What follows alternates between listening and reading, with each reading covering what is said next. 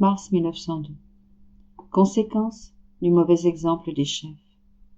Ce matin, je me suis trouvé hors de mon corps, et après être allé à la recherche de mon adorable Jésus, je l'ai trouvé. Mais à ma surprise, je l'ai vu tout en larmes. Il avait beaucoup d'épines enfoncées dans les pieds, ce qui lui causait des douleurs et l'empêchait de marcher. Tout affligé, il s'est jeté dans mes bras comme s'il voulait trouver du repos, et aussi pour que je lui enlève ses épines. Je l'ai serré contre moi et lui ai dit: mon doux amour, si tu étais venu au cours des derniers jours, tu n'aurais pas eu autant d'épines dans tes pieds. Dès que quelques-unes se seraient enfoncées, je te les aurais aussitôt enlevées. Voilà ce que tu as fait en ne venant pas. Pendant que je disais cela, je m'occupais de lui retirer toutes ses épines. Les pieds de Jésus béni ruisselaient de sang, et il souffrait d'intenses douleurs. Après cela, comme s'il avait repris des forces, il voulut déverser en moi son amertume. Plus tard, il me dit: ma fille, que de corruption parmi les populations, que de sentiers tordus elle parcourt. C'est le mauvais exemple des chefs qui a eu une influence sur elle. Lorsque quelqu'un possède une autorité, si petite qu'elle soit, l'esprit de désintéressement doit être la lumière qui le guide. La justice qu'il exerce doit être comme l'éclair pour frapper les yeux des personnes qu'il dirige, de façon à ce qu'elles ne puissent s'éloigner ni de lui, ni de ses exemples. Cela dit, Jésus disparut.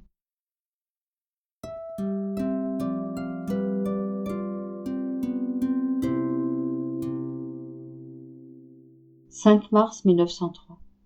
Jésus se fait voir à Louisa, en portant un faisceau de croix dans les bras. Il lui dit que ce sont les croix de la désillusion, qu'il tient prêtes pour chacun. Me trouvant dans mon état habituel, je me suis retrouvée en compagnie de Jésus béni.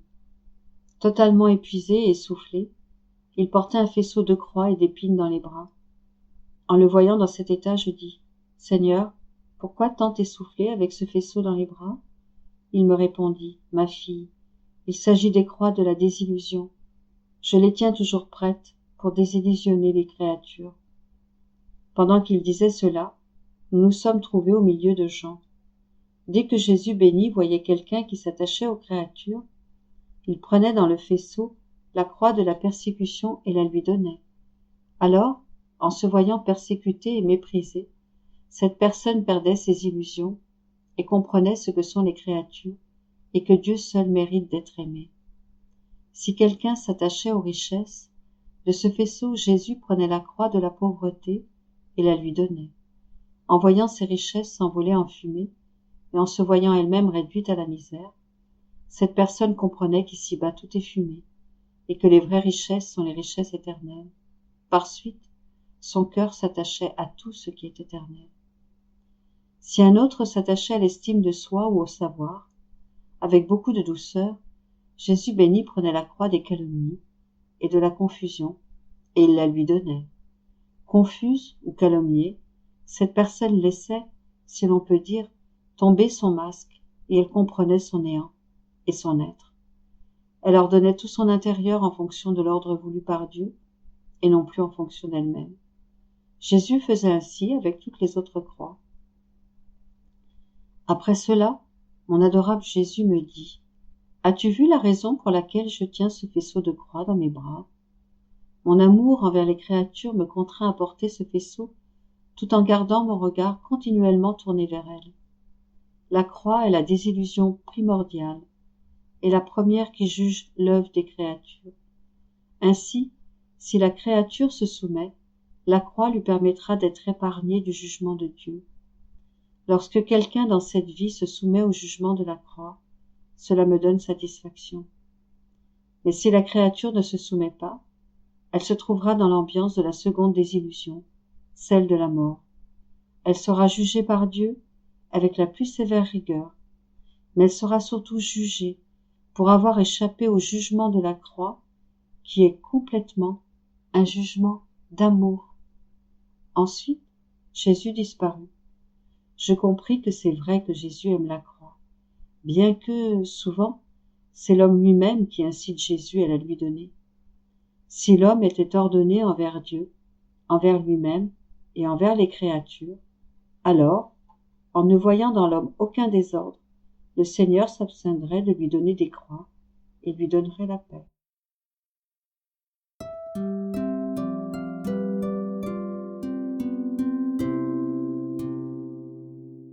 5 mars 1904.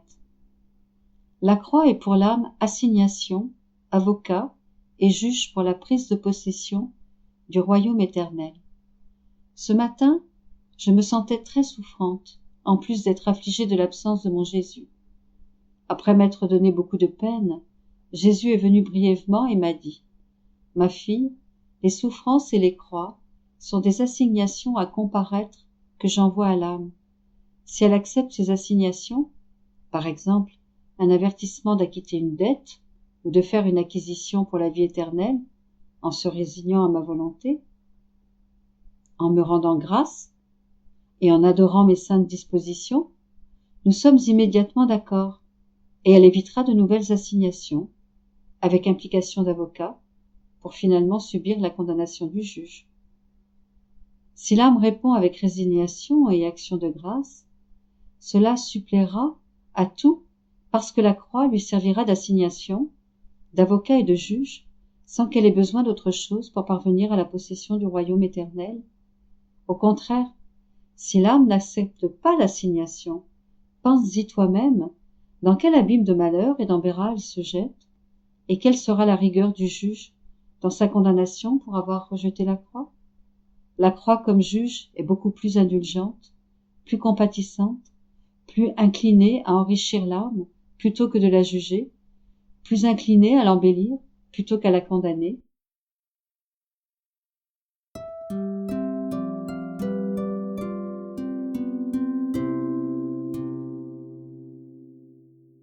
« 5 mars 1905. Au sujet de la croix.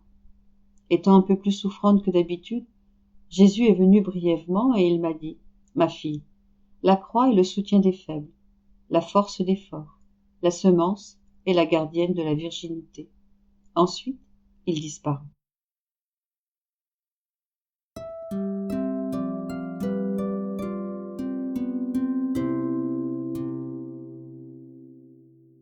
5 mars 1906. Pendant qu'un homme est en train de se suicider, Jésus partage son amertume avec Louisa. Il souffrit le couronnement d'épines à cause de l'orgueil humain qui s'attaque au corps et à l'âme. Étant dans mon état habituel, je me suis trouvé hors de mon corps, auprès de mon Jésus béni, qui s'est montré comme un jeune enfant, extrêmement attristé. Je lui ai dit : « Mon bien-aimé, dis-moi, pourquoi tu souffres tant ? Que puis-je faire pour te consoler ? » À l'instant, l'enfant Jésus se prosterna la face contre terre, priant pour que je puisse discerner sa volonté. En dépit de cela, je ne comprenais rien. Je relevai Jésus, le baisai plusieurs fois, et lui dis : « Mon amour, je ne te comprends pas du tout. Veux-tu que je souffle la crucifixion ? » Il me répondit par la négative, puis, me prenant par le bras, il releva la manche de ma chemise. Je lui ai demandé : « Veux-tu que mon bras soit découvert ? Je ressens beaucoup de répugnance à cela, mais, par amour pour toi, je me soumets. » Soudain, j'ai vu un homme de ma ville qui, désespéré, se suicidait. L'enfant Jésus me dit : « Je ne peux contenir tant d'amertume. Reçois-en une part. » Il déversa un peu de son amertume dans ma bouche, et j'accourus auprès de cet homme pour l'aider à se repentir de sa mauvaise action. J'ai vu les démons s'emparer de son âme et la placer sur un feu, la tournant encore et encore, comme s'il la rôtissait. 2 fois, j'ai réussi à le libérer, puis je suis revenu dans mon corps, implorant Jésus d'avoir pitié de cette âme malheureuse. Jésus béni revint avec une couronne remplie d'épines sur la tête. Elle était si fermement enfoncée que des épines pénétraient jusque dans sa bouche. Il me dit : « Ô ma chère fille, beaucoup ne croient pas que les épines pénétrèrent jusqu'à l'intérieur de ma bouche, mais j'ai voulu souffrir cela à cause de l'orgueil humain, qui est un grave péché, blessant l'âme et empêchant Dieu d'y vivre. Cet orgueil va si loin que l'âme perd le sens d'elle-même, il tue le corps et l'âme. Tout ce qui précède, je l'ai écrit par obéissance uniquement. Après l'avoir lu, mon confesseur attesta qu'un homme s'était en effet suicidé dans la matinée.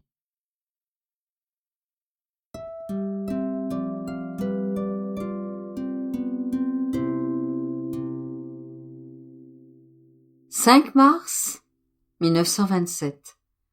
Comment la constance dans le bien n'appartient qu'à Dieu. Un acte accompli par Dieu ne s'arrête jamais. Les effets de cette constance. L'humanité de notre Seigneur était le remède, le modèle, qui reliait ensemble tous les temps. Il veut mettre en sûreté les droits de la divine volonté. Je me sentais au comble de la tristesse, à cause de la privation de mon doux Jésus, et je me disais, mon amour et ma vie, tu es parti sans même me dire adieu, et tu ne m'as même pas montré où je devais aller pour te trouver. On dirait même que tu as brouillé les pistes, car où que j'aille et que je t'appelle, tu ne m'écoutes pas. Tous les chemins sont fermés, et je suis épuisée. Je suis obligée de m'arrêter et de pleurer celui que je voudrais trouver à tout prix. Ah, Jésus, Jésus, reviens, viens vers celle qui ne peut pas vivre sans toi. Alors que j'épanchais ma souffrance, Jésus se manifesta faiblement en moi et, sentant sa présence, je lui dis, « Mon Jésus, ma vie, tu m'as fait attendre au point où je ne peux plus le supporter. Et si tu te laisses voir, ce n'est que pour un instant, et tu ne me parles même pas. Cela rend l'obscurité encore plus profonde. Je reste là, confuse, et dans un délire de souffrance. Je te cherche, je t'appelle, mais c'est en vain que je t'attends. Et Jésus, éprouvant de la compassion pour moi, me dit, « Ma fille, n'aie pas peur, je suis ici avec toi. Mon désir est que tu ne quittes jamais ma volonté, et que tu poursuives tes actes sans jamais quitter les limites du royaume du Fiat suprême. C'est ce qui te donnera la constance, qui te fera la ressemblance de ton Créateur, alors qu'un acte a la vertu de continuer sans fin. Un acte ininterrompu n'appartient qu'à Dieu, et ces actes ne connaissent pas d'interruption. Par conséquent, notre constance est inébranlable, et notre immensité qui s'étend partout rend nos actes ininterrompus. Et partout où nous allons, nous trouvons notre constance, qui nous rend le plus grand honneur, nous fait reconnaître comme l'être suprême, le créateur de toutes choses, en qui tout subsiste sans fin. Ma fille, la constance a une nature divine, et elle est un don divin. Il est donc juste que nous donnions cette participation et cette dot à celle qui doit être la fille de notre divin Fiat, et qui doit vivre dans notre royaume. Ainsi, en poursuivant sans interruption tes actes dans la divine volonté, tu montres que tu es déjà en possession du don de notre constance. Combien de choses nous dit la constance? Elle dit que l'âme n'agit que pour Dieu. Elle dit que l'âme agit avec raison et avec un pur amour, et non avec passion et par intérêt personnel. Cette âme est consciente et sait le bien qu'elle fait. Par conséquent, sois constante dans tes actes, et tu auras toujours notre divine constance dans tes œuvres.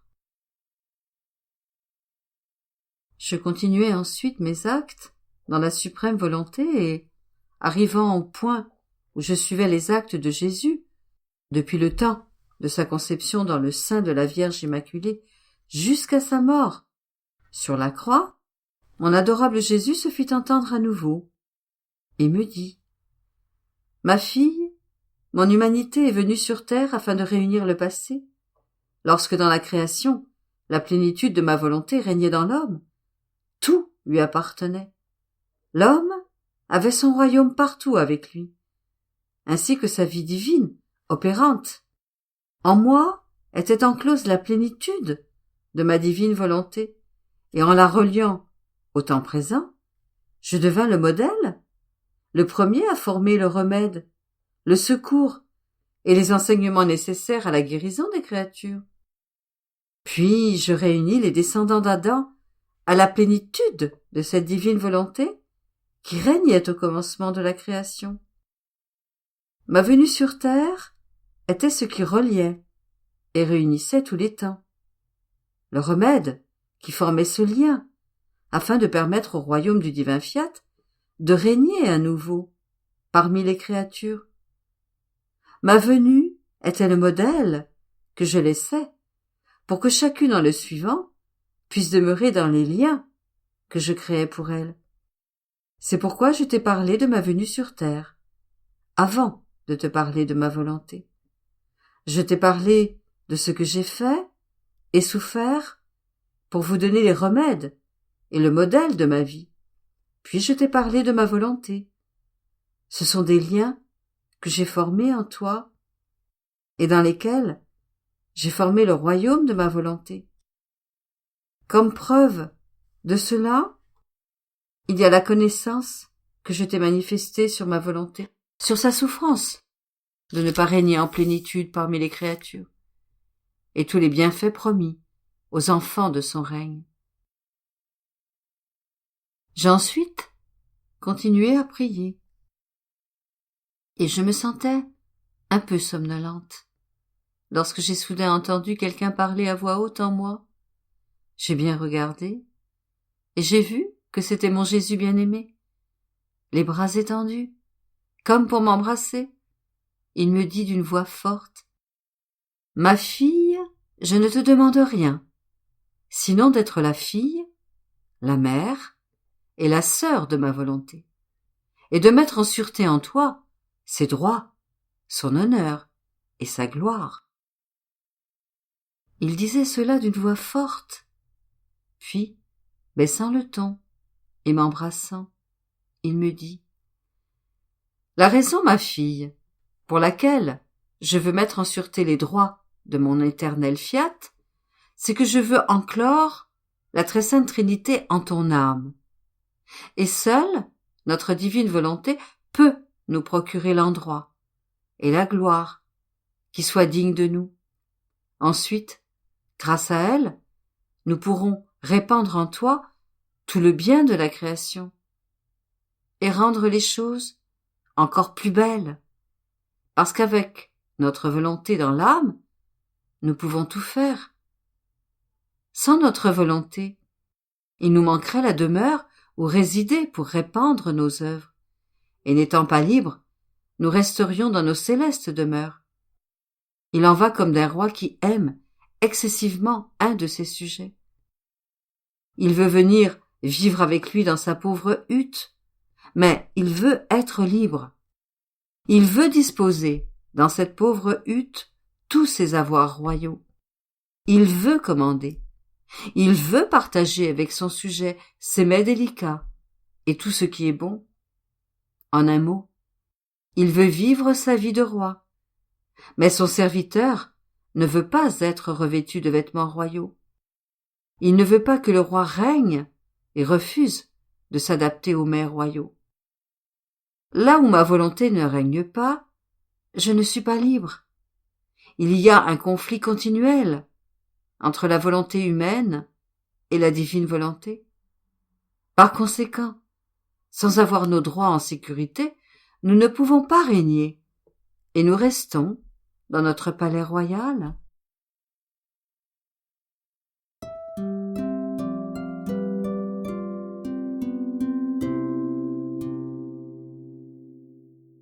« 5 mars 1930.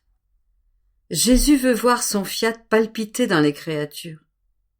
La vie dans son fiat est un appel à tous les actes dans la divine volonté.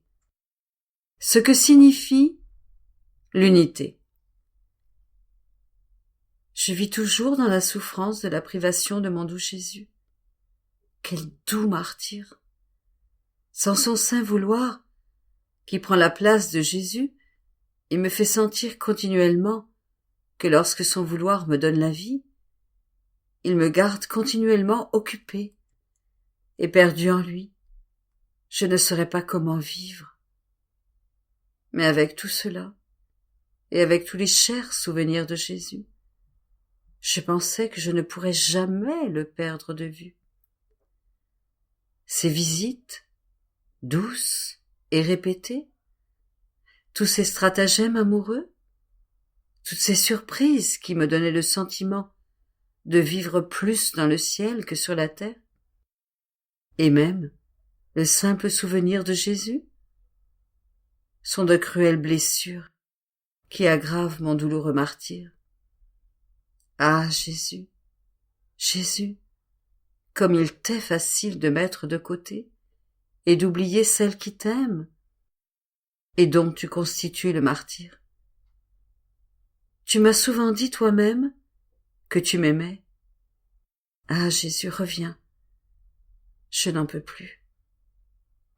Mais alors que ma pauvre âme ressentait une fièvre qui voulait Jésus et délirait maladroitement, mon doux Jésus se manifestant en moi et me prenant dans ses bras, presque pour mettre fin à mes maladresses, me dit: « Ma fille, calme-toi, calme-toi, je suis là, je ne t'ai pas mise de côté, et la nature de mon amour ne peut oublier personne.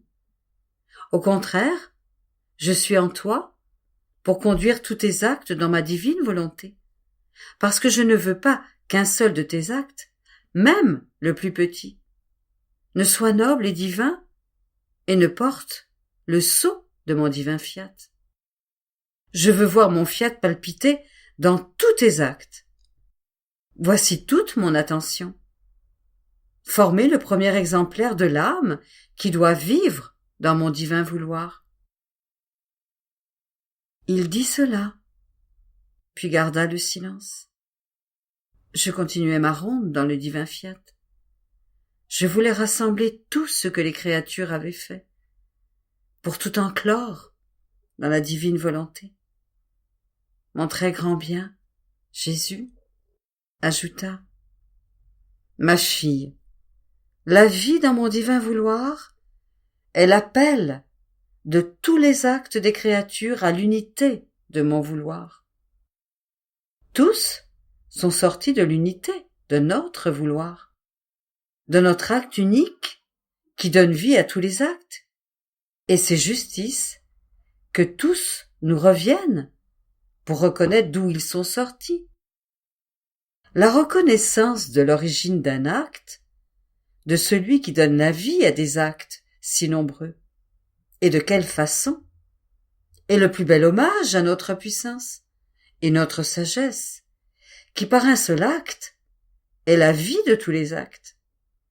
Seule la créature qui vit dans mon fiat, embrassant toute chose en lui, ramassant tout comme en une seule poignée, et confirmant toute chose dans ce vouloir en qui elle vit, parvient dans notre unité à nous apporter toute chose, et nous rend les hommages véritables de tous les effets de notre acte unique. C'est pourquoi les rondes, dans notre divine volonté, non seulement rassemblent tout, mais communiquent aussi son acte à toutes les choses créées, de sorte que le ciel, tout entier, s'arrête pour adorer avec tes adorations. Le soleil, pour nous aimer avec ton amour, et le vent, pour glorifier avec toi. Bref, toutes les choses créées sont investies par ma volonté. Lorsqu'elles sentent l'acte que tu accomplis dans ma volonté, elles s'arrêtent pour nous adorer et nous rendre gloire et action de grâce, de sorte que nous sentons que, dans notre divin fiat, la créature nous donne la plénitude de l'amour, la totalité de l'adoration et la gloire complète. Par conséquent, continue ton envol dans mon divin vouloir et ne t'occupe de rien d'autre, car tu as beaucoup à faire. Puis, je continuai à penser à l'unité du divin vouloir, et mon doux Jésus ajouta: Ma fille, sais-tu ce que signifie unité de divine volonté? Cela signifie que tout ce qui est beau, bon et saint vient de l'intérieur de cette unique volonté.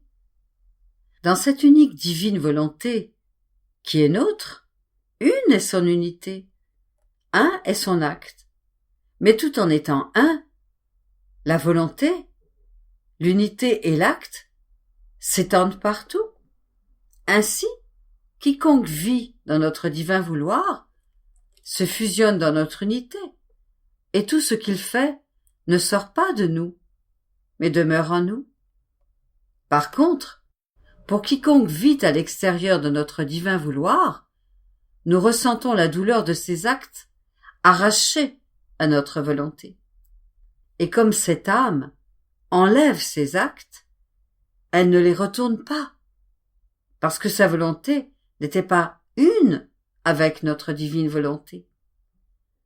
Par conséquent, la grande différence pour l'âme qui vit en dehors de notre fiat est que tous ces actes sont divisés et brisés et non fusionnés ensemble. Ainsi, cette âme n'aura pas le plaisir de ressentir en elle la plénitude de la lumière, du bonheur, ni de tous les biens, mais tout ne sera que misère, faiblesse et manque de lumière.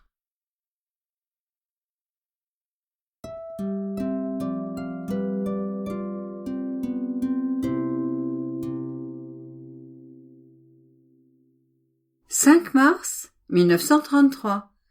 Comment la volonté humaine réduit l'âme en miettes et forme des citadelles désordonnées, sans roi et sans défense.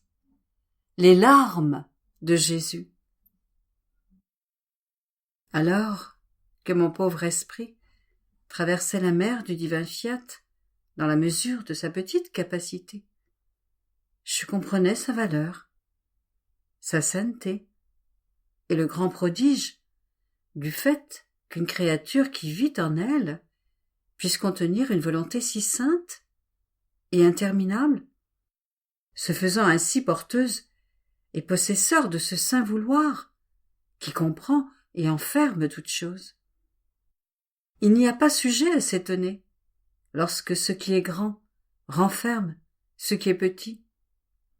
Mais que ce qui est petit contienne ce qui est grand est chose incroyable, et Dieu seul est capable de tels prodiges. Bonté de Dieu, combien tu es admirable!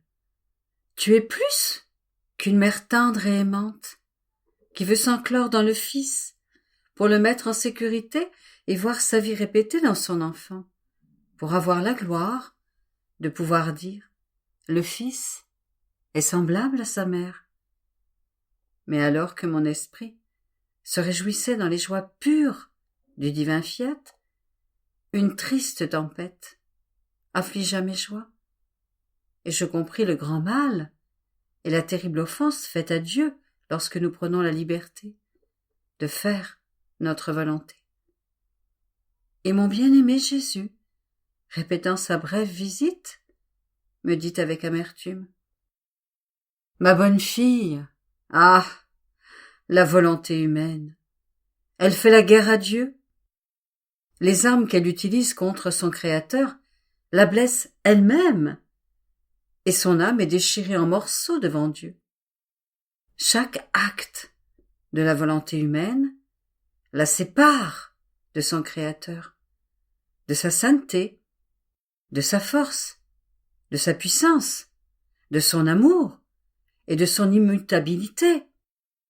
Sans ma divine volonté, la créature devient semblable à une cité, assiégée dont les ennemis obligent tous les habitants à mourir de faim dans les tourments, mais avec cette différence. Le bourreau qui déchire ses membres est la volonté de l'âme elle-même. Ce ne sont pas des ennemis qui la tourmentent, car elle est devenue sa propre ennemie. Si tu savais la douleur que je ressens en voyant des âmes mises en pièces. Chaque acte de la volonté humaine est une division que l'âme forme entre son Dieu et elle. Elle se retire de la beauté de sa création. Elle devient frigide à l'amour pur et véritable. Elle perd son origine et se prépare à un enfer anticipé si sa volonté la précipite dans un péché grave, ou au purgatoire si le péché est léger. La volonté humaine est comme une gangrène pour le corps. Elle a la vertu de déchirer la chair en morceaux et de déformer la beauté de la créature. Pauvre âme, sans ma divine volonté, elle seule possède la vertu unifiante. Elle unifie tout, pensée, désir, affection, amour et volonté humaine. Elle donne à la créature la merveilleuse forme unifiante. Par contre, sans ma volonté, la pensée veut une chose, la volonté une autre, le désir autre chose, et l'affection une autre chose encore, de telle sorte qu'ils s'engagent dans une bataille, et dans la confusion, ils se divisent entre eux. Ah! Il ne peut y avoir ni paix, ni union sans ma volonté. Il manque alors celle qui place le ciment unissant les parties divisées, et qui rend l'âme forte contre les maux qui surgissent. C'est pourquoi ton Jésus ne fait que pleurer la ruine de ces âmes. Elles sont plus renversées que celles de Jérusalem, qui, au lieu de reconnaître son Messie, ne l'ont pas accueilli et lui ont donné la mort. Ma volonté ne sera pas reconnue elle non plus, alors qu'elle est parmi eux et en eux. Ils forment dans leur âme de petites cités qui sont renversées, et ils m'obligent à leur répéter la menace qu'il ne restera pas pierre sur pierre. Sans ma volonté, ce sont des citadelles sans roi. Par conséquent, elles n'ont personne pour les protéger et les défendre, personne pour leur administrer la nourriture nécessaire pour faire le bien et les empêcher de s'empêtrer dans le mal. Et je pleure sur leur sort, et je prie qu'ils reconnaissent ma volonté, qu'ils l'aiment et lui permettent de régner. Et toi, prie avec moi. Après quoi, je suivis les actes que mon Jésus avait accomplis lorsqu'il était sur terre, et je le priais de tout mon cœur, qu'en vertu de ces actes, il fasse connaître à tous sa volonté. Et, en suivant ce qu'il avait fait, mon esprit s'arrêta dans l'acte où mon amour éternel, Jésus, parcourait les champs et se réjouissait en voyant les fleurs qu'il cueillait de ses mains créatrices. Et moi, je voulais placer mon « je t'aime » sur chacune des fleurs, pour qu'elles se changent en voix et en fleurs qui parlent, afin qu'elle puisse demander que sa volonté soit connue et aimée. Jésus se fit entendre, et toute bonté, il ajouta : Bienheureuse fille, je veux te parler de mes peines et du secret de mon cœur. Tu dois savoir que la volonté humaine était le clou le plus transperçant de mon cœur. Je parcourais les chemins et les champs couverts de fleurs, les arbres pleins de fruits, et je ressentais la joie de ma création. Et ces champs de fleurs, plus que des fleurs, symbolisaient la beauté, la vitalité, la fraîcheur et la merveilleuse expression de la créature. Et j'étais dans la joie. Mais, immédiatement, le clou du vouloir humain m'a fait voir qu'elle se fanait, se décolorait et séchait, s'inclinait sur leurs tiges, en mourant, et leur parfum se changeait en odeur nauséabonde, tandis que les fruits des arbres devenaient sûrs et pourrissaient, symbole du mal auquel la volonté humaine réduit la créature. Ma souffrance était grande, et ces fleurs me tiraient les larmes des yeux, car je sentais pénétrer plus intensément le clou du vouloir humain. Et ma douleur est si intense que j'attends ton « je t'aime » pour me demander que le bien de ma volonté et le mal de la volonté humaine soient connus, que la mienne soit faite, que les créatures méprisent la leur. Souvent, je regardais le ciel constellé d'étoiles et le soleil, faisant majestueusement briller sa lumière, qui dominait toute la terre. Ils étaient des symboles du ciel de l'âme et du soleil de ma volonté, qui devait briller dans ce ciel, si bien que sa lumière devait dominer le ciel de l'âme et la magnifique terre fleurie de son corps. Et mon cœur bondissait de joie, mais, oh que ces moments furent brefs! Immédiatement, la pluie de la volonté humaine a surgi pour former de noirs nuages, chargés de tonnerre et d'éclairs, et qui cachaient le soleil. Ils ont effacé le beau spectacle d'un ciel serein, et, pleuvant sur la pauvre créature, ils ont dévasté le ciel de l'âme et la terre de son corps, semant partout la désolation et l'horreur. Je peux dire que lorsque je suis venue sur la terre, je n'ai pas fait un pas sans être transpercé par le clou de la volonté humaine. Depuis le moment de ma naissance jusqu'à l'instant de ma mort, la volonté humaine a formé le plus dur et le plus continuel des martyrs, car elle a transformé en laideur ma plus belle œuvre créatrice. Et moi, en tout ce que j'ai fait et souffert, j'avais toujours en vue la volonté humaine, pour la mettre en sûreté, et, ô combien j'aime la créature qui appelle mes actes, s'unit à moi, et sur le feu de mon sacrifice même, et de mon amour, se sacrifie elle-même, pour obtenir le grand bien que ma volonté soit connue, et qu'elle domine le vouloir humain, source de tous les maux de la pauvre créature. Par conséquent, je te veux toujours avec moi. Ne me laisse jamais seule, afin que je puisse répéter ma vie en toi,